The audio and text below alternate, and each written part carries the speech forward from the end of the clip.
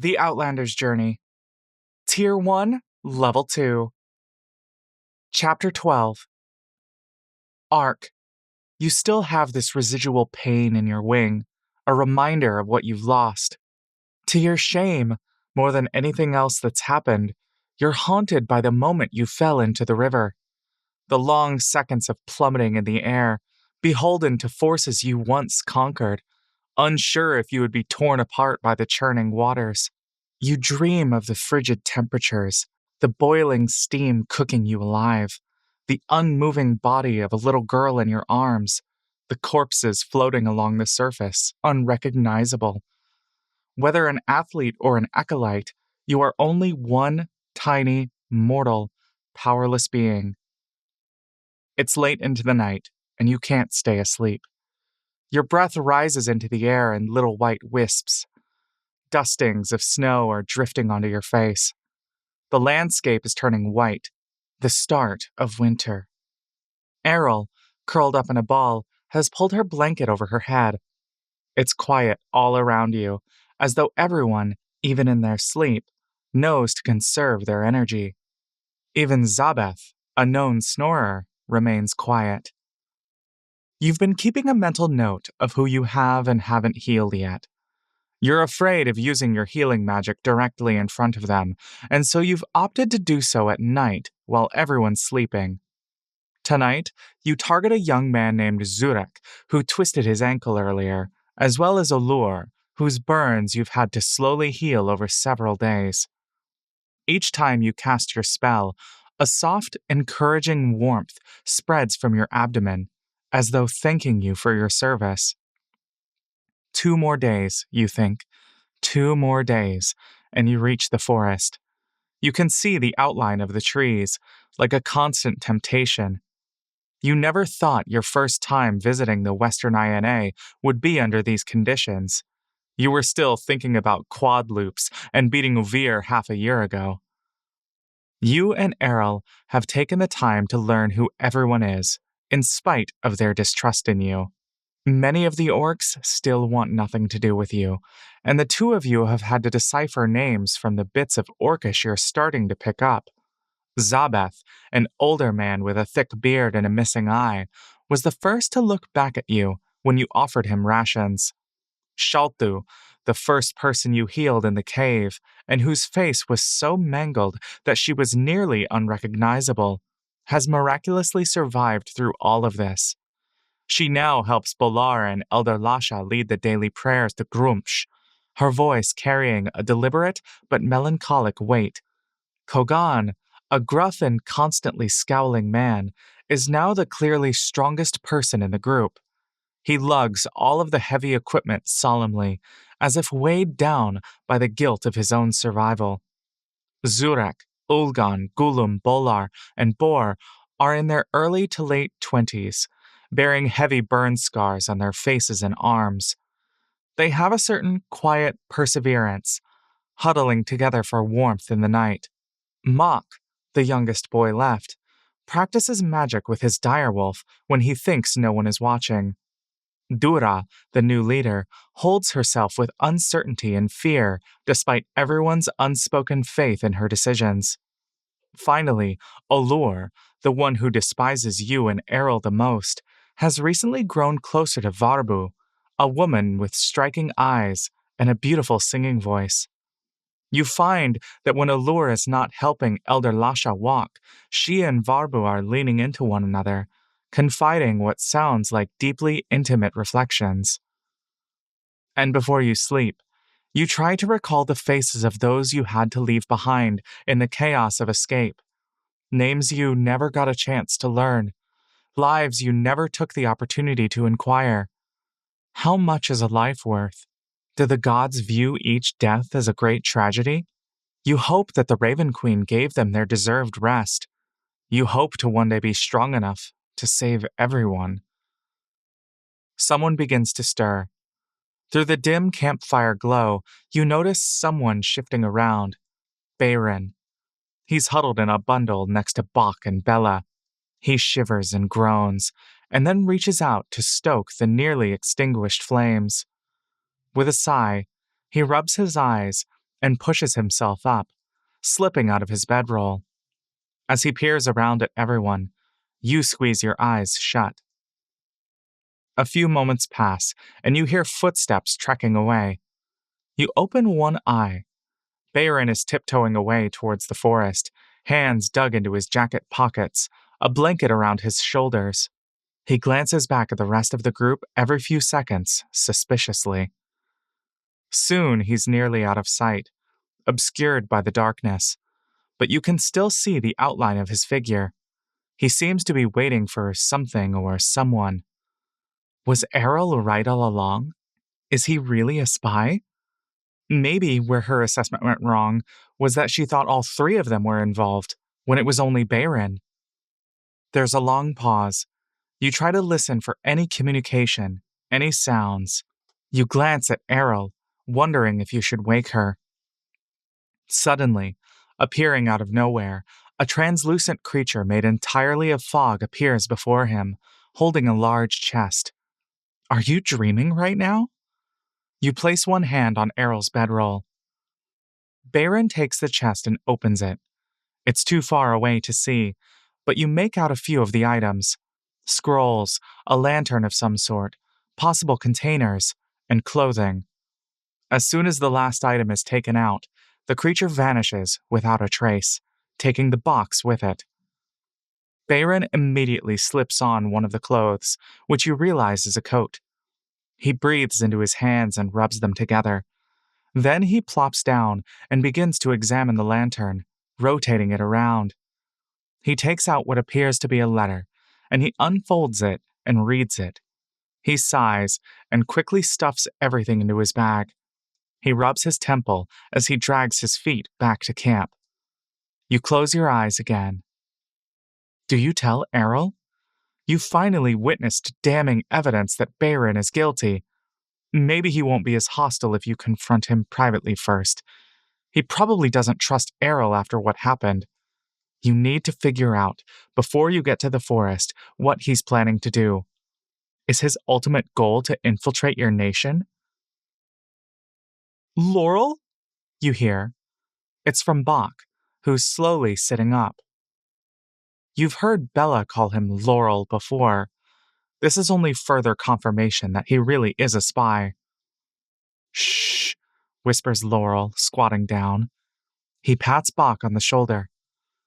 Go back to sleep. Bach rubs his eyes. Is that a new coat? He yawns. Oh, yeah. Elithor sent this to me just now. He drapes another coat over Bella. He must have really gone out of his way to deliver this to us. Your brother is amazing. Shh. Brother? Laurel has a brother? Who is his family back home?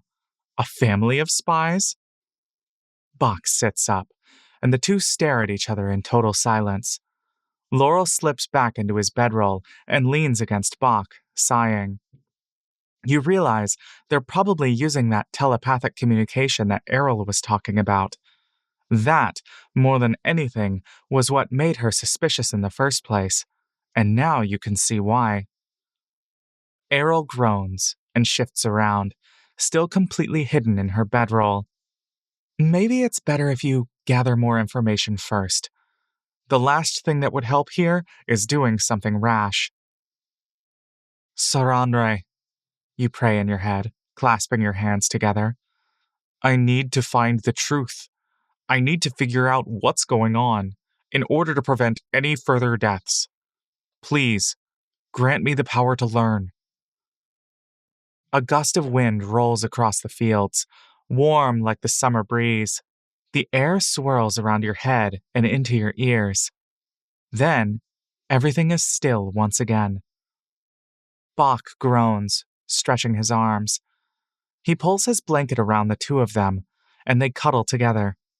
Bayron sighs and runs his finger through Bella's hair as she sleeps. Mayali's really scared, says Bach. I know, says Bayron. They're not moving their lips, but you can hear them somehow. The power of a deity is truly unmatched. Thank you, Sir Henri, you pray. She thinks it's her fault what happened, says Bach. Why would she think that? She said she showed her disguise, and then you almost died, and we were the ones who wanted to stay with the orcs when you wanted to leave. Oh, Baron shakes his head. I wanted to stay with them too. We had to pick between starving or having hot meals. It wasn't reasonable for me to expect you'd pick starving. He sighs. I shouldn't have put y'all in that position in the first place. If we'd had more food, if I'd planned things better, we wouldn't have had to travel with them at all. Maybe we'd already be home. No, says Bach. No, I wish. Sometimes I wish. All I do is make things hard for you, Laurel.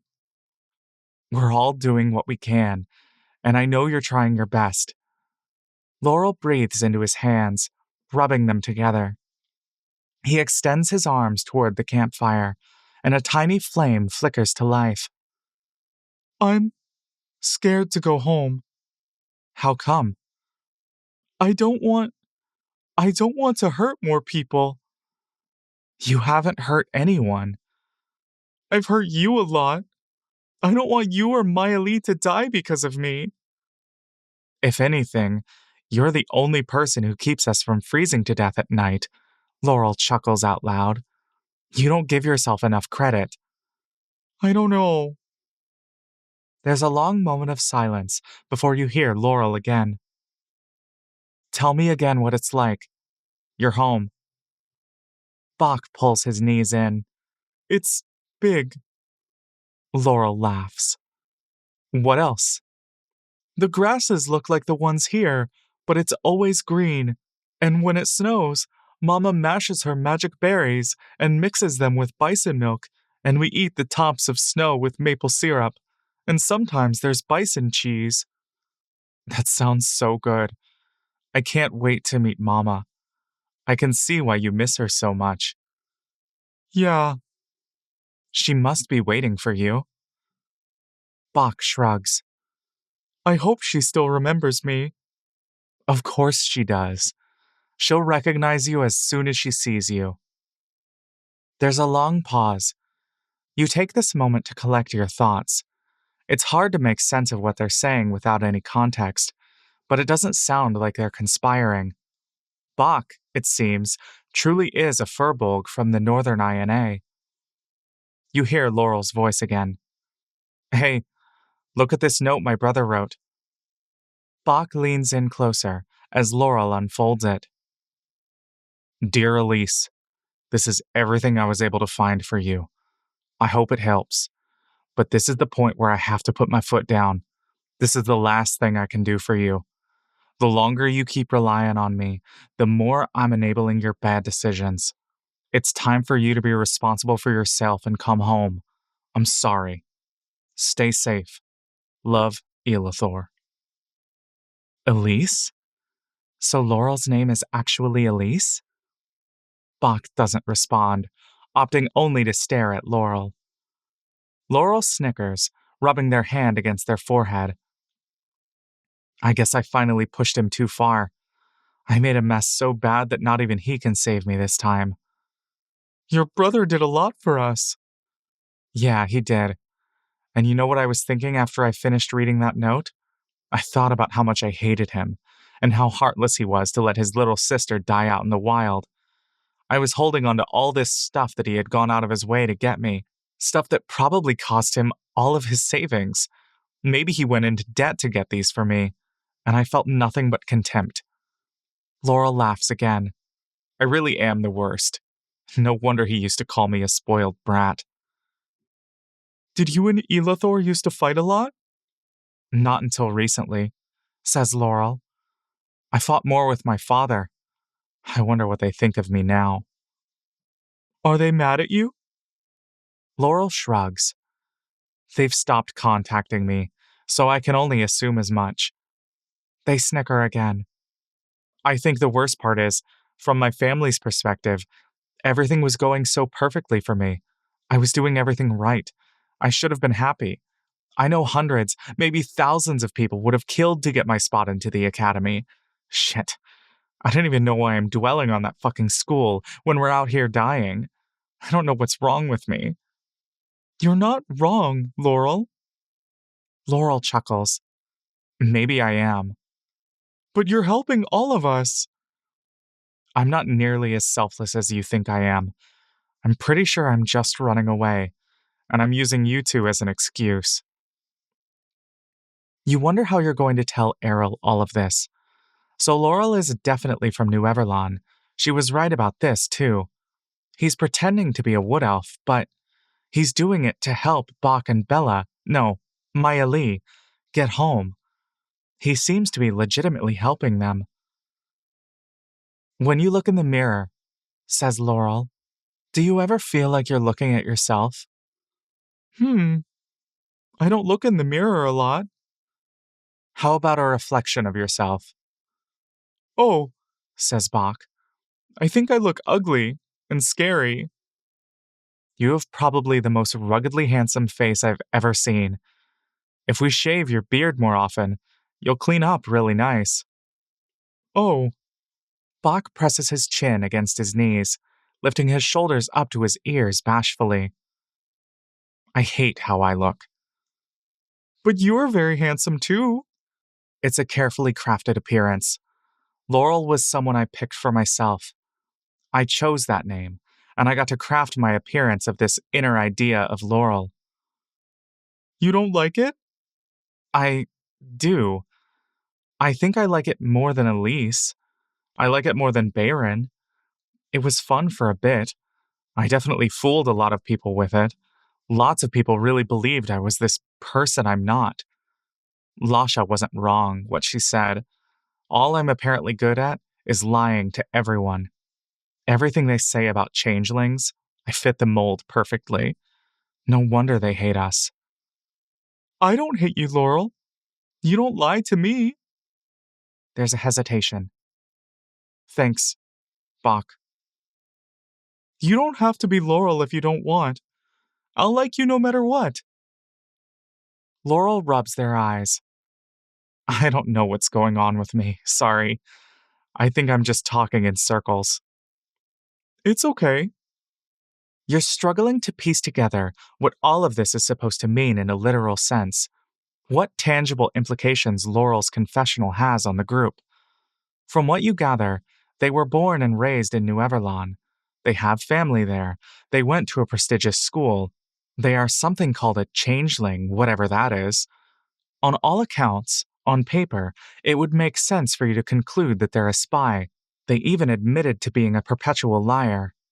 If you offered this evidence to Errol, she would surely determine that they are guilty. But something in your gut tells you that you're wrong, and that Errol is wrong. Not on a factual basis, but a spiritual one. Laurel seems simply to be naive and in over their head, like you. You wonder now if this is the truth Saranre is asking for you to see. I don't know. I don't know what's wrong with me. All I know is that the longer I walk around in this form, the more I feel like I'm withering away. Me too, says Bach. I wish I didn't have the wild magic. Yeah, we're all kind of cursed, aren't we? This is why the three of us are good traveling companions. Bach nods. I used to have this name as a kid, Loradov. I used it that one time as a fake name to get food from the Everlight Temple. It takes you a moment to process that they've been to the Temple of Salvation. I came up with that name a long time ago with Elathor. He used to call me Dovey. We used to spend time in his room trying on different forms.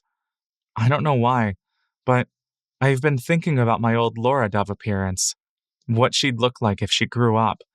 What it'd be like if I looked like her. Is that stupid? Is that strange? No, says Bach. Laura Dove is a nice name, but I like Laurel too. Yeah, I like Laurel as well. But you like Laura Dove more? Laurel chuckles. Laura Dove. It's a funny name. Kind of unfitting right now. If I had to pick, I'd still go by Laurel, probably. I don't ever want to be called Elise again. I fucking hate that name. Oh, says Bach. Does that mean I can keep calling you Laurel? Yeah, Laurel sighs. I probably don't make any sense. I'm just confusing you. Said a bunch of useless bullshit just to end up back where I started. I mean, we're running for our lives in the snow. We've seen so many people die, and here I am still dwelling on fucking names and shit. There's a long pause as Bach takes a deep breath, collecting his thoughts. When we walk, I try to remember the things Mr. Sanos made me forget, but I can't. I wish I could think about the past. I think it's a good thing. I'm sorry, Bach. Even if I still call you Laurel, are you not Laurel? Laurel chuckles, putting a hand on his forehead. I don't know. Maybe all I want is to go back to being seen as a woman. That's all I want right now. This idea of walking around in the body of a woman. Except I know in a few days I'll regret that again, and I'll want to be a man again. It keeps going back and forth. Apparently, that's how changelings used to live, just shifting into whatever forms we wanted to based on how we felt. We were such fickle people back then. It's stupid, isn't it? How would anyone know who you are? Bach shakes his head. I don't think it's stupid. I still know when you are Laurel and when you are Baron. Well, I guess it doesn't even matter now. I can't just change my appearance in front of the others so thoughtlessly. Yeah, says Bach. But maybe when we get home, it will be safe. He pauses. Sometimes I like to think about what I would look like if I was pretty too, and people weren't so scared of me. But I can't change like you. You have your disguise spell? Maybe. I don't know. Perhaps when we find Mama, and then we can have maple syrup. The longer you listen in on this, the more you feel like you're the real intruder. You decide, after everything you've heard, that you can't see Laurel as anything other than just another victim of terrible circumstances. A spy for New Everlon? She seems, especially now, like another desperate individual. Bach nods. So, you are girl Laurel now? Laurel groans, putting her face into her hands. I guess so? What if I change my mind again? Then you are sometimes girl Laurel and sometimes boy Laurel. Is that okay? Asks Laurel. I think so. You can do anything, Laurel. Unlike me. Laurel lets out an exasperated sigh. Ah, fuck me. It's not so hard for me. You're girl Laurel now until you want to be boy Laurel again. And then you can be boy Laurel again later. And then girl Laurel. Laurel laughs, tensing her shoulders. Ah, I'm so stupid. Why did you make it sound so much simpler than I made it sound? Bach shrugs. And then after we meet Mama, you can change to look like anyone you want. Laurel sighs and buries her head into Bach's shoulder. I'm a fucking dumbass. No, you are very smart. Mr. Sano says only smart people go to his school. Laurel scoffs. If only that meant anything anymore. We are alive because you are smart. No, Bach. You're the smart one. I don't know how you could have gone through so much suffering and come out of it as this kind and gentle soul. Bach doesn't respond. The two of them sit in silence. The snow continues to fall over them, a thin layer covering their heads and shoulders. They seem so connected to each other, in the same way that you and Errol once were. A bond that you realize has gotten stifled after everything that's happened. The blessings of the chosen, a power you took from her. You wonder if, deep down, she hates you. Laurel wipes her eyes. She sniffles. Bach? Yes? We should get some sleep. Okay. Laurel pats Bach's arm. She pulls away and lies down. Do you have enough blanket? Asks Bach as he rests his head down. Yeah, The two of them pull Maya Lee close. Good night, Laurel. Good night, Bach. It's quiet again. The snow continues to fall, and you notice a tiny glint of sunlight peeking over the horizon. You close your eyes, basking in the tiny hint of warmth. Is this your answer? You ask Saranray. A flicker of heat touches your chest and radiates to your shoulders, down your arms, and to your fingers. Thank you, Saranray. And soon, you drift off to sleep again. When you reawaken, Errol is already up. You look all around to find everyone packing away their things. Laurel gently shakes Bach awake, and as he opens his eyes, they smile at each other in a knowing way. Did I oversleep? You ask. You seemed pretty tired, says Errol, so I let you get a few more minutes in. Oh, thanks. She begins to count the rations still left in your bags. They're nearly empty. Airy? You say. She says without looking up. I overheard Bach and Baron talking last night. That's why I was so tired. Really? She drops the bars in her hands, eyes widening. Did you hear anything important? You scratch at your beak. I think they're trustworthy. I don't know. I think we misinterpreted a lot of things. I know they seem suspicious, but it just feels like they're not the evil people we think they are. She sighs, closing her eyes. All right, she says. At this point, I just want us out of the cold. If this is what you think, then I trust you. She smiles at you, her eyes expressing exhaustion and defeat. You wonder what she'd think of Laurel if she overheard that same conversation.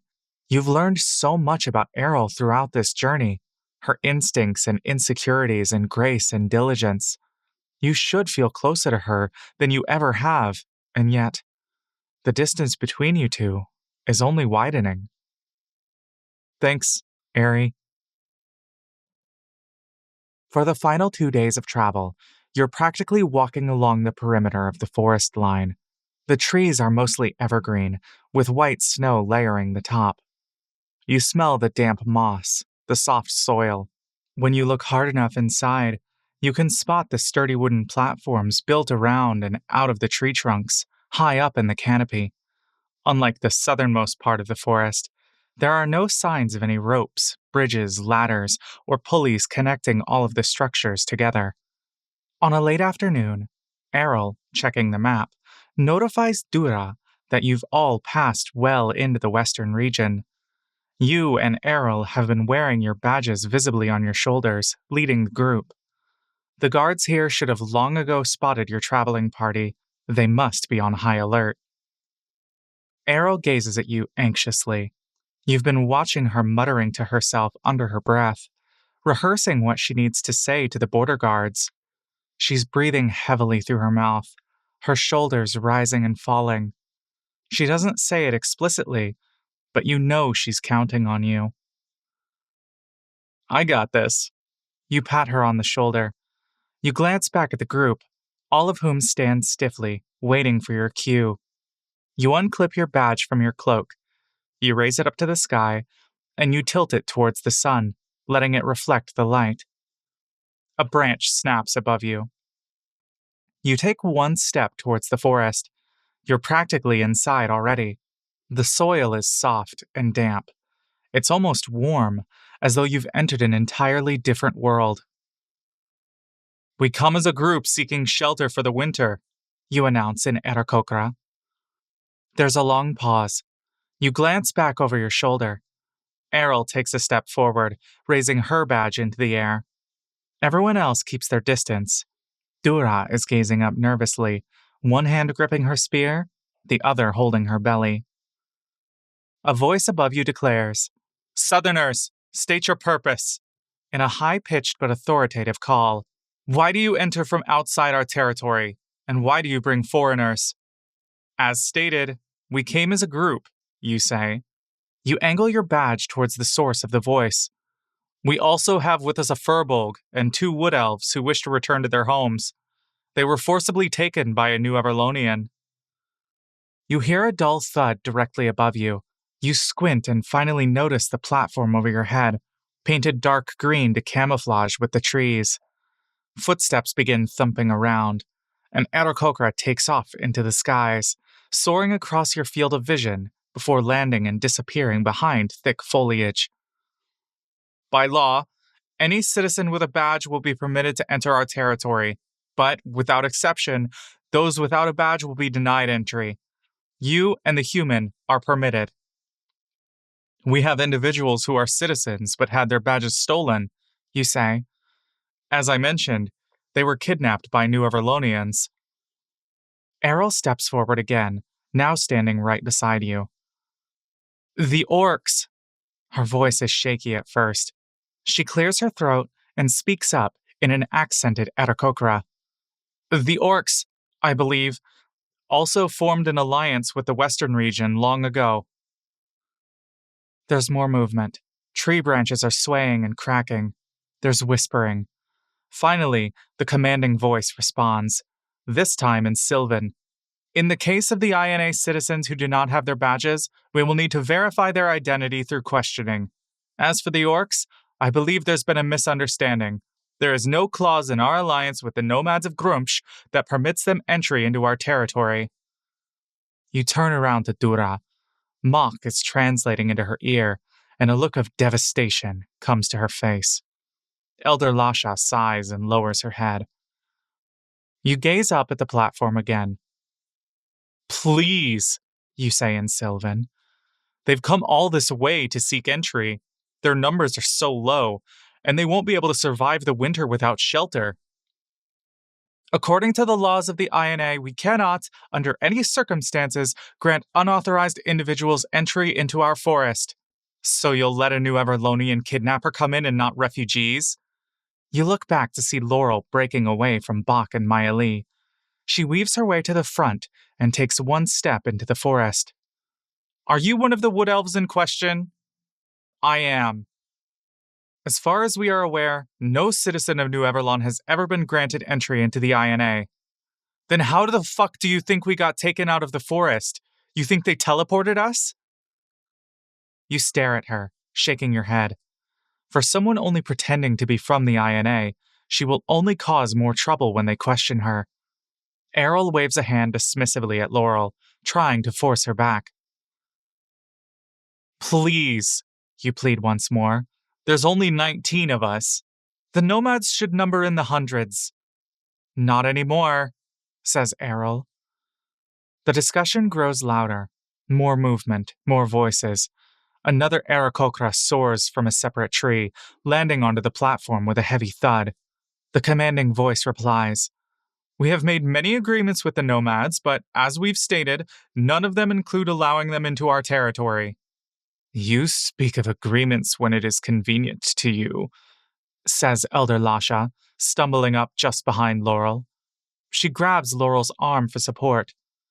The nomads of Grumsh have not broken any of our bargains. It has been your people who have ignored us. Do you speak on behalf of the nomads? I am their only surviving elder. Then you must be well aware that we have upheld our arrangement to the best of our abilities.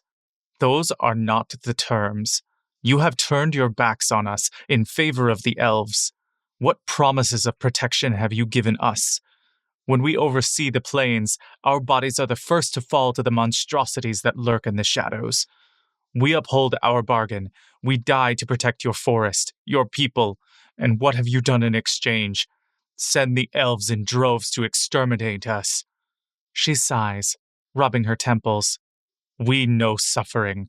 We bear our scars with pride, but you have no right to take advantage of our tenacity. Our numbers have dwindled to near nothing. Your people will only suffer when we are gone, and you have yourselves to blame. You have ushered in a new age of deprivation. There's a long pause. The murmuring discussion goes silent. There seems to be a misunderstanding. We are not open to any form of negotiation. We are under no authority to make any exceptions to the law. You must leave our territory. The Aarakocra, the human, the Furbolg, and the two wood elves may enter on conditional terms. You and Errol look at each other, panic in her eyes. We're not coming in without the nomads, she cries. That is your decision. Please, you say. I know we have room for them. They just need shelter for the winter. This is your final warning. Leave our territory or we will shoot. Your heart is pounding against your chest. We're begging you. Errol takes out her holy symbol. She raises it in the air, taking another step forward. The tree branches are swaying again. A bright reflection flickers in your periphery, the sharpened tip of an arrowhead protruding from the foliage. You now see dozens pointed at you. Aerie! You reach for her, holding your shield up. Her arm is trembling, but her eyes are focused. We are followers of the Everlight. We have been permitted by the INA to provide aid to those who need it. The INA, as written in their laws, has agreed not to impede on our mission.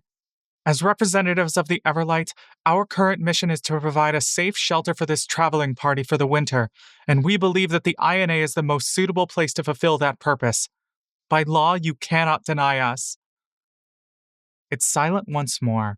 The arrows are still pointed, but the murmuring discussion starts up again. The voice calls out. Give us one moment. Aerie, you say. What was that?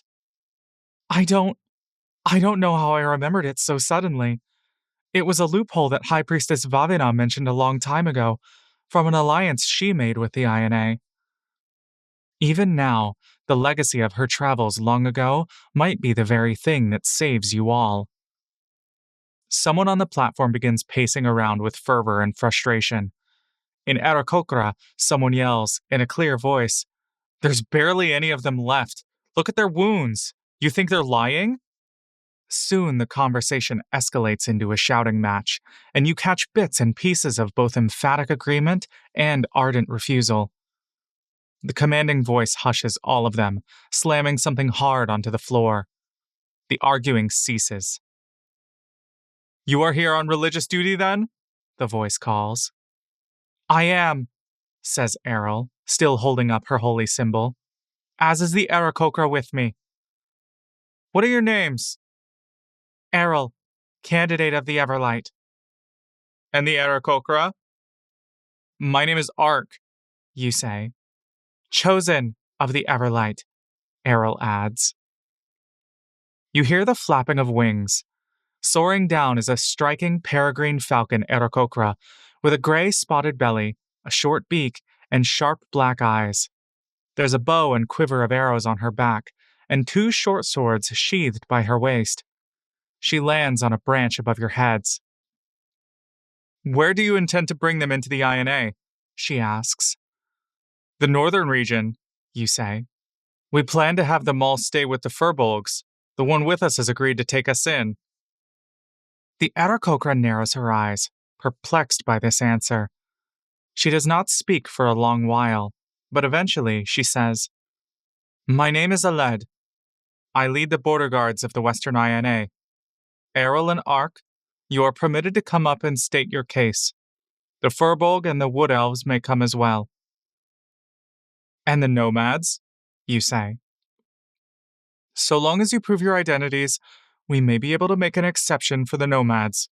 If we are granted permission, they will be permitted entry by reason of religious pilgrimage. Errol breathes a heavy sigh, a hand to her chest. She turns around to the group and smiles. You give them a tepid thumbs up. You hear the relief spreading to the back of the pack. A few sighs, but not one person is fully celebrating yet. Someone tosses down a rope ladder, and it unrolls until it clatters against the base of the tree, swinging back and forth. The knocked arrows have been withdrawn. Laurel, Bach, and Maya Lee all step forward. You approach the rope ladder first. You wrap your talons around one of the wooden rungs. It's dusty. Parts of the rope are badly frayed. Some of the rungs have rotted. You pull on it, and listen to the unsettling creak. You lift your head up. It seems to go on for miles. Your chest tightens, and your legs begin to shake. You glance back at Errol. "I'll go," she says. She pulls out her rope of climbing and activates it. Immediately, one end shoots up and coils around a tree branch, about 20 feet up. She ties the other one around her waist. Eled narrows her eyes. "I am sorry, but I cannot permit the use of magic items. That is a risk we cannot take and a privilege we cannot grant you just yet." "Are you serious?" says Laurel. Errol deactivates the rope. She sighs. "Maybe we go one at a time then? I can go first." She takes her first steps up. The rope ladder swings a bit. "I will see you at the top," says Aled. With that, she takes off, flying with ease to the top of the platform once more. How you wish you could do something so simple, so seemingly effortless. You haven't had to go high up in so long that you've grown accustomed to the ground. How did you used to live on these kinds of platforms, going about your day as though it's nothing? The fast winds, the lack of safety rails? If you fall or slip, you might not be able to save yourself. "Are you all right?" Bach puts a hand on your shoulder. Yeah." You grab the first rung. "I'll go next." He gazes at you with confusion, and you realize you never explained why you don't fly to any of them. This is so stupid. You've flown higher than this before. Easily, for fun, for glory. What have you become? You steady your breathing, and you put your foot on the first rung. It feels cold and slippery. Bit by bit, you scale the rope ladder, keeping your eye on Errol's right foot. Just focus on her right foot. Don't look down. You listen to her rhythmic breathing, and you keep pace with her. Below you, Bach is also beginning to climb up. You can sense his weight straining the rope ladder. Your heart is racing. Everyone is watching you. "It's not that high up," you chant to yourself. "It's not that high. It's not that high." You open your wings. Should something happen, you might be able to catch yourself midair. A breeze comes in, and your feathers flutter. If this were home, everyone would be mocking you. You're a laughingstock. Who would ever think a champion flyer would not only need a flimsy rope ladder, but also cling to it for dear life? You climb and climb. It's not too bad. You're doing okay. For just a moment, you let your mind relax, and without looking at it, you reach for another rung. As you pull yourself up, you hear a snap. Before what happens registers, you lurch down, banging your beak against the tree trunk. Everyone around you is moving in a blur, but you catch sight of the broken rope on one side. The other is dangling by a thread. You grasp for the higher rung, but a gust of air breaks off the last of the connected rope. You begin to fall. You scream. You flap your wings rapidly as the pain begins to shoot through your whole body. "Ark!" you hear Errol call. The faint brush of a hand grazes your fingertips, but soon, her voice fades as you plummet. You hear your panicked screaming mixed in with everyone else's. Everything is spinning, but you catch sight of Bach, Laurel, and Maya Lee all falling just below you. At least you're not alone this time. A lingering, paralyzing pain grabs hold of your wing. All you can do is wait in anticipation of the impact, whether ground or water. The most terrifying part of it all. "Ark!" Arms cradle your head. Errol's legs wrap around your waist. I got you! I got you!"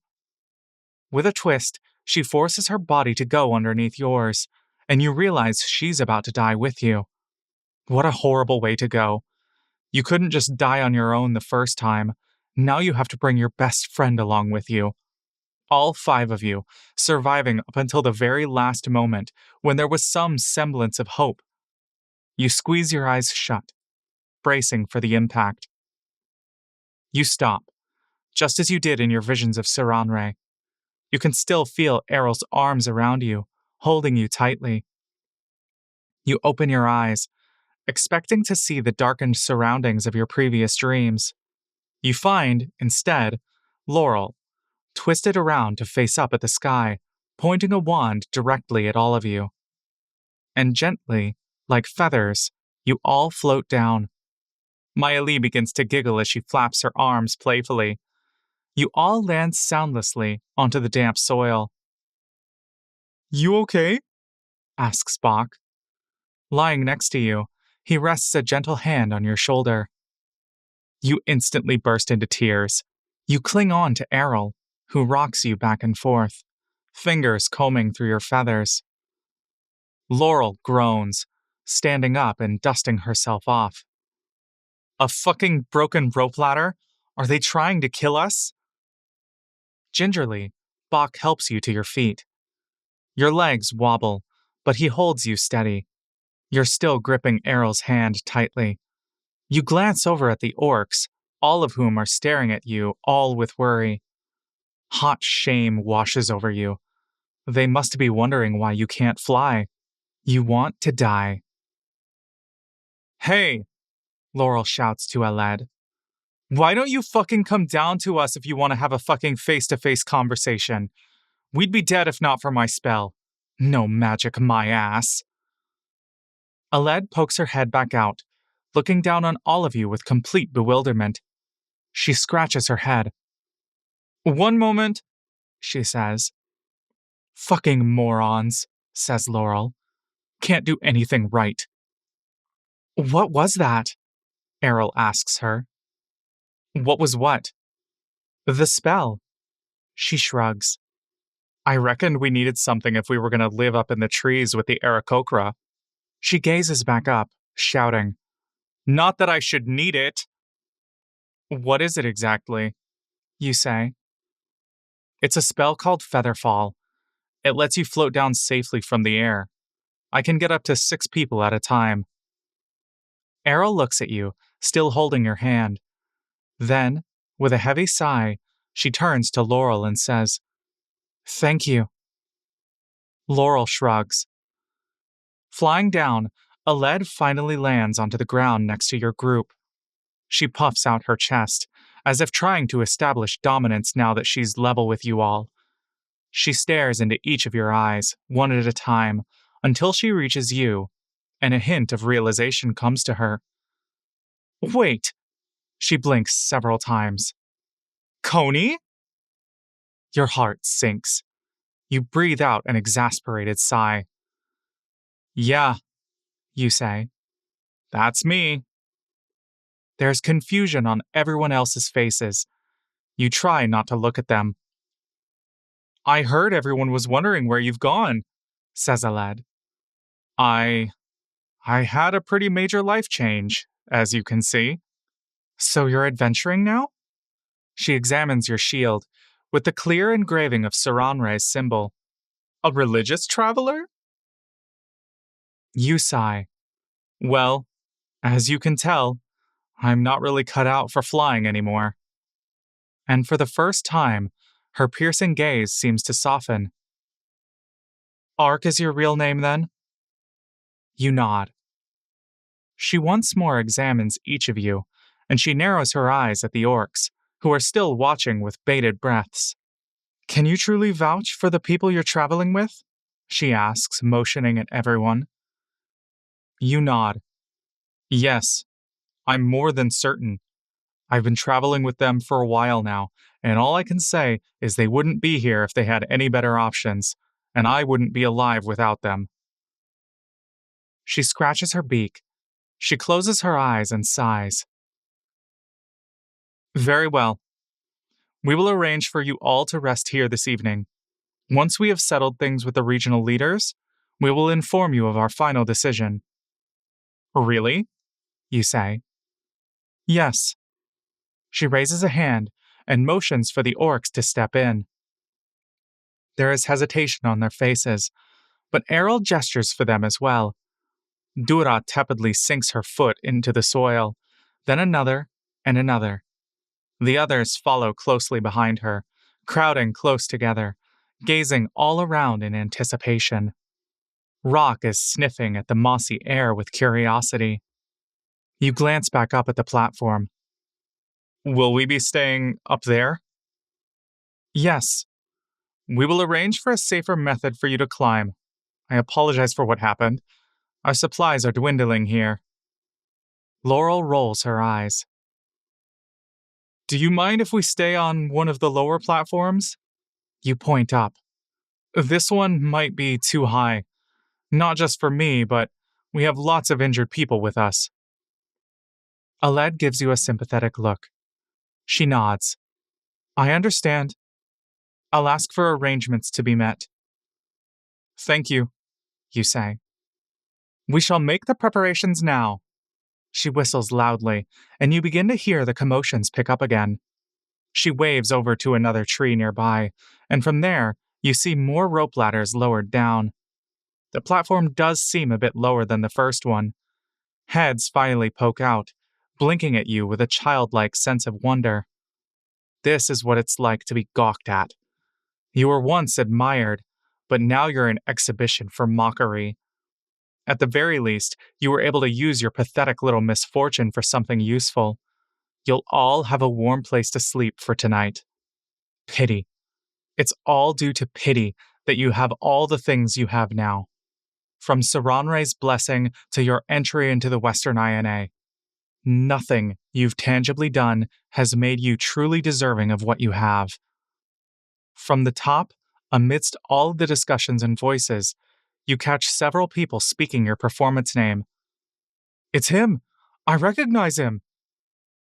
And just as you're about to cover your ears, you hear an older voice chime in and say, I haven't seen a furbolg in nearly a decade since they all left. I wonder why this one has come back. This chapter marks the end of Level 2. Ark, Errol, Bach, Laurel, and Mock have now reached Level 3.